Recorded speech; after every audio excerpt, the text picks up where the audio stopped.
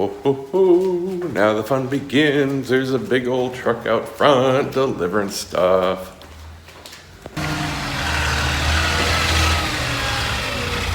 Sweet! I'm gonna have to put everything here on the right side just in case wife has to get out. I don't know why, but I can use my car. I'll move mine over here for now.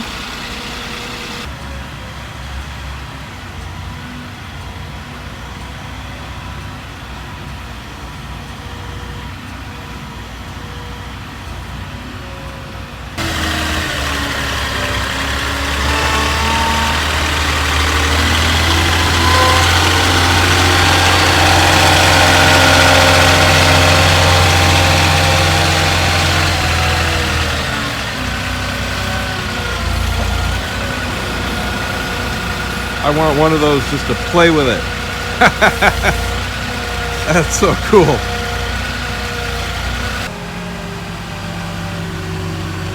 a massive ass picking truck.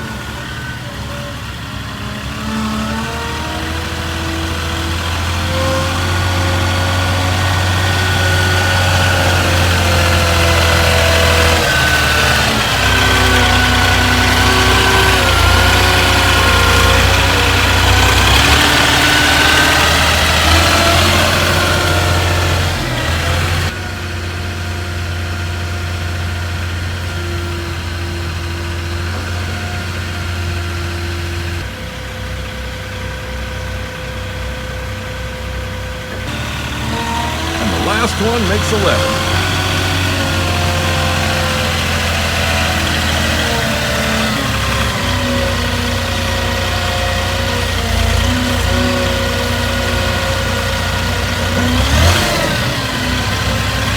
That's a lot of potatoes. Can't forget the gravy. Bunch of bullnose for all my steps.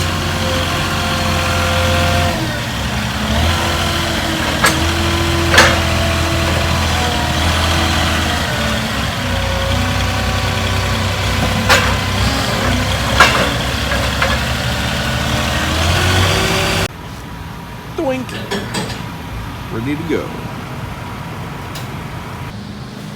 Okay, so what we got here is apron tile. These are thin pavers because they're going directly over concrete, so they're about a third the thickness of a full, normal paver that would go in the ground that you have to level and all that. And this color is called Napoli. Now there's a couple ways you can install these. I got vetoed last night. I wanted to put them flat. You got two sizes. You got a rectangle and a square, and there's different patterns you can do. We're doing one that's like a natural French pattern, so it looks very almost random, but it is an easy pattern to set. You can set them upside down, and you'll notice the difference is one side has a bevel. This top side has a bevel on the edges, so they look like actual paver stones, but you can set them this way and get a totally flat look. When they butt right up against each other, when you're doing them on concrete, you don't need a gap with the polymorphic sand, which I can't stand seeing those. Then there's like bricks to me with grout and mortar. I hate that. So they're going directly up against each other, but the wife hated the flat look, so we're doing them regular with the slight bevel, which is fine. It doesn't bother me. I like either way. I like the flat better.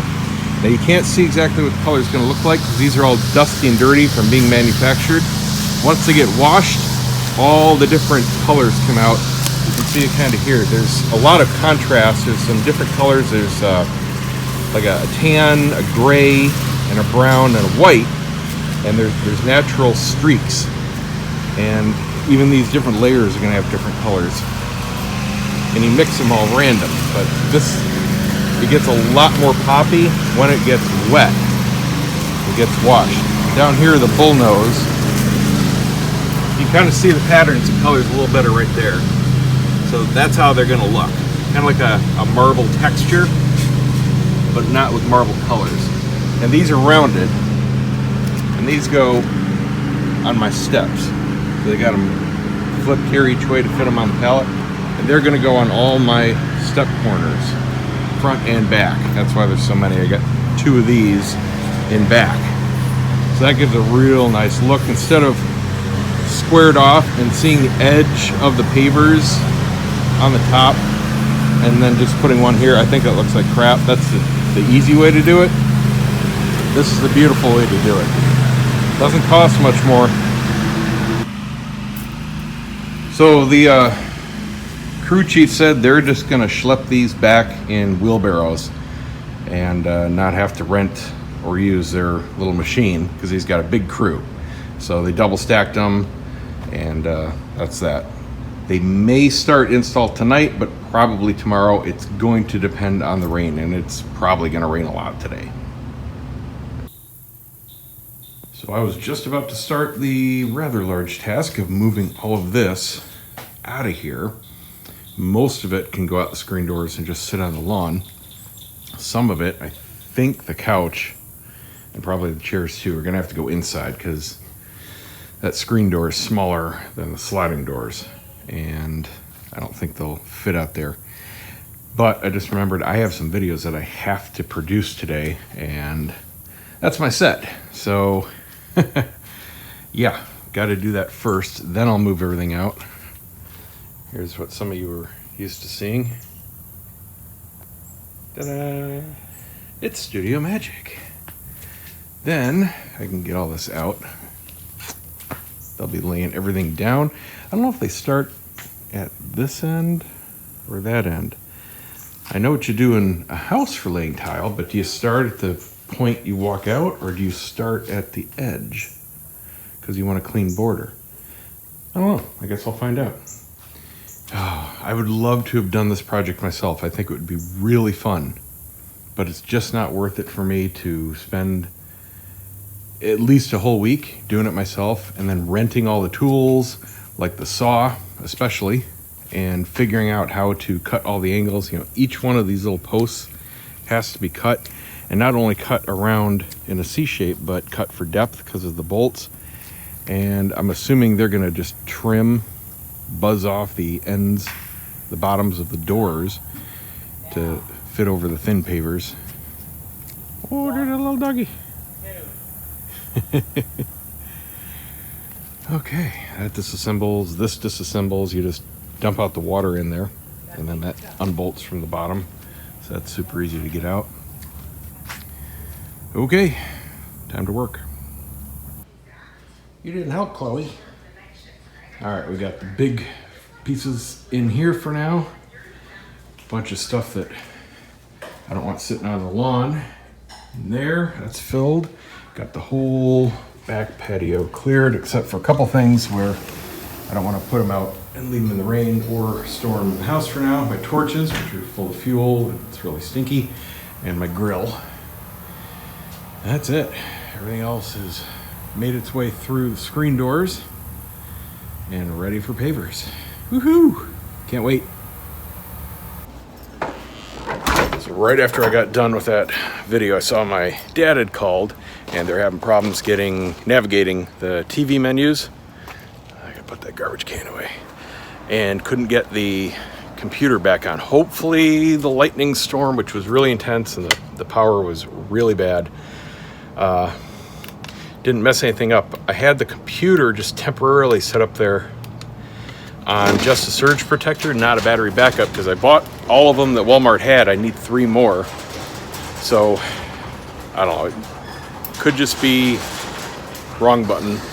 But anyway, I'm going to run over to Walmart right now, and hopefully they'll have 3 more back in stock. Pick those up. That'll complete what I need over there. I need 1 for his computer now and when it goes in his office, and 1 for the rest of the network cabinet, because right now the Wi-Fi modem is not on battery, so every time the power flickers or goes off, they lose internet, and all of the Alexa devices lose connection, etc., and all the electrical switches are on Wi-Fi, so that's kind of needed. I had to pick up some more shorts since they still have them on clearance, and I'm still a 34. Well, the daily rains have arrived. Definitely won't have paver installs going, so I'm gonna stick around here and plug through more wiring. Already got the entry lights, the guest hall light, the guest bath light. Alexa, turn on the entry lights. All wired in. Okay. This was a simple 3-way to this switch over here. Remember, if you're using these, switch at the load, not switch at the common, like a manual switch. Alexa, turn on the guest bath light. Oh, I think it's plural. No, that worked. Alexa, turn on the guest hall light. Sorry, I didn't find the device in your guest hall light. Oh, wrong one. Alexa, turn on the front hall light. I'm used to my naming. Okay. All right. And the one cool thing that I can't do with my Lutron that you can with these Leviton are change the fade up and fade down rates. You've got to buy the higher end commercial pro versions of Lutron to do that.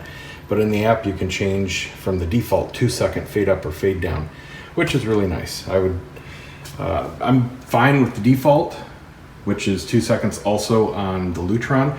But I had somebody watching, sorry, I can't remember your name right now, but he was doing an install in a home theater and he wanted the fade down to be really slow, you know, like the movie starting. So that would be really cool to do, that you can do with these guys here. So I did some testing. This first dead switch controls the outlet in the floor in the middle of the room.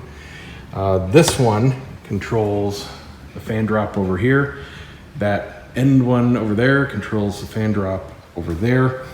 This one I haven't opened up yet, but I have a feeling that's the one tied into that in there to control the dining room lights on a 4-way.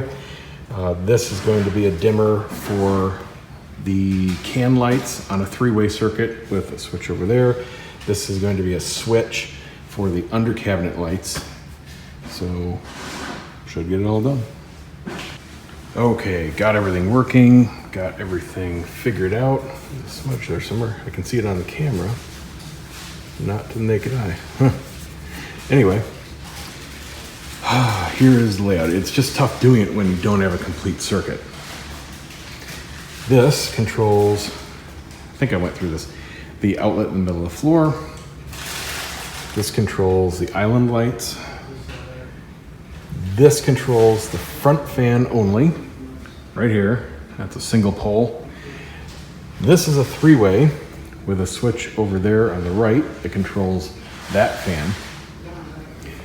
This controls the ceiling lights on a 3-way with a switch over there. This controls the under cabinet lights, which is a switch, not a dimmer.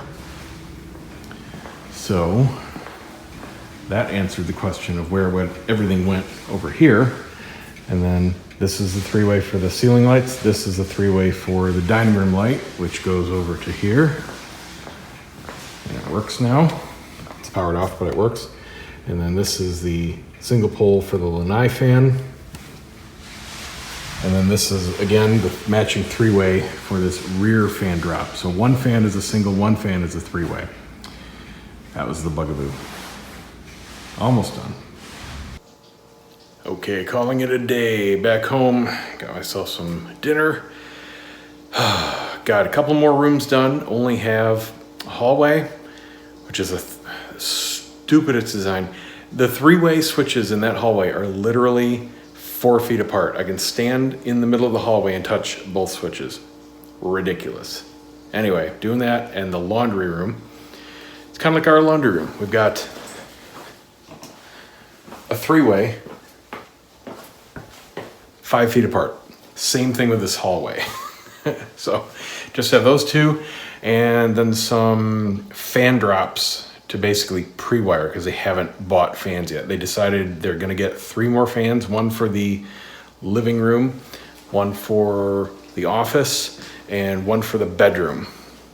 So that will complete everything. And I've got just enough switches and dimmers and remotes left. So that worked out. See you next time.